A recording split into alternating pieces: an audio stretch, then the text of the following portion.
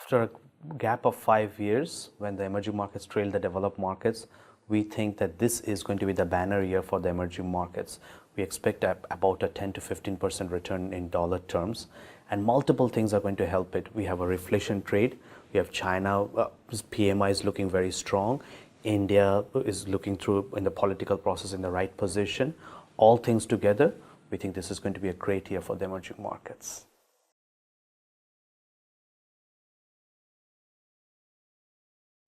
Brightest spot of all is China for this year, and primarily because after a gap of 5 years, China's inflation numbers, or its PPI, became positive.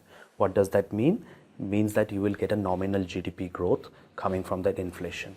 On top of that, China is getting its act straight in the infrastructure spending with One Belt, One Road, and you see that is what is causing the demand of the commodities.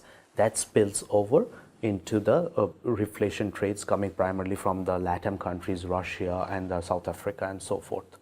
The risk which you should consider about is any risk which might come from any policy risk or political risk which can originate from the developed markets.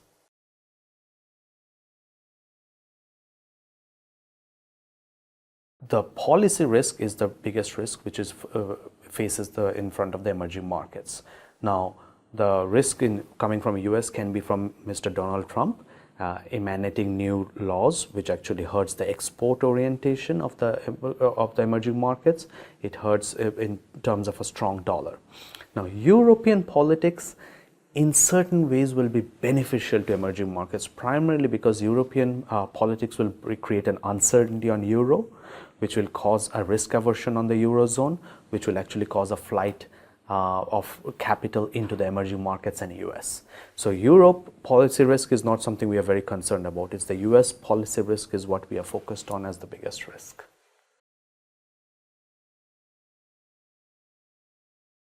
The key things about the investment process is that it is all based on behavioral finance.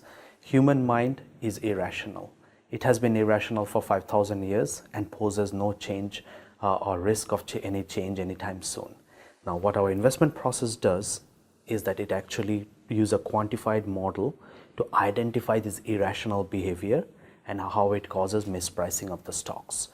What it does for you is it actually builds you a source of alpha or return which is completely uncorrelated with what's going on in the market.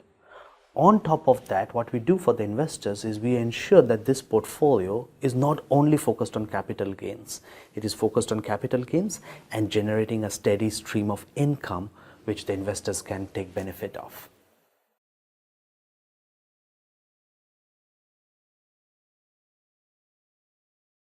The beauty of having a dividend-focused strategy from emerging markets is that it can be very diversified across countries.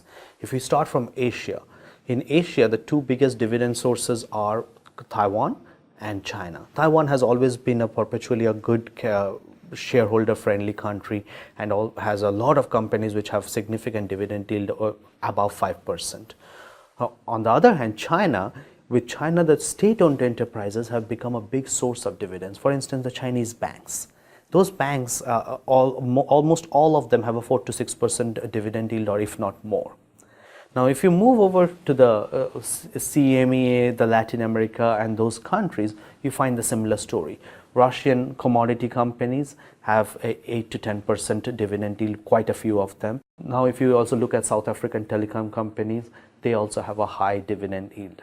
So the bottom line is the portfolio can be very well diversified and still get you the income generation or the dividends which you are looking for.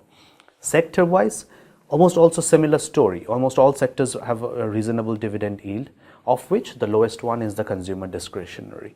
But we have that in the portfolio to get you the capital gains.